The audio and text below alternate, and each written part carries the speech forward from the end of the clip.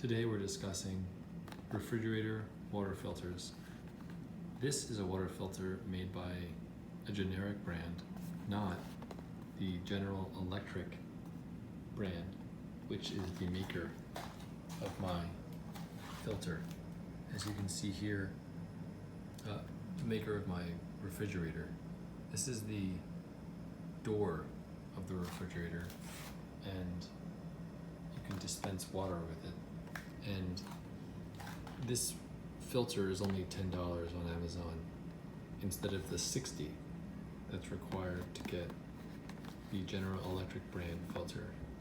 I assume this is sufficiently effective at filtering out lead and other unwanted solute.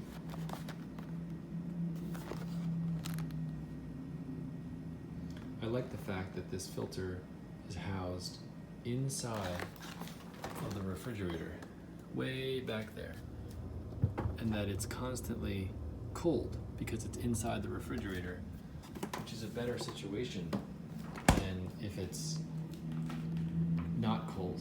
So it's nice that this, all the germs that get caught in the refrigerator filter are constantly being cooled, and I think that that's a good thing because you don't want it to be festering and putrefying while it's filtering for a few months.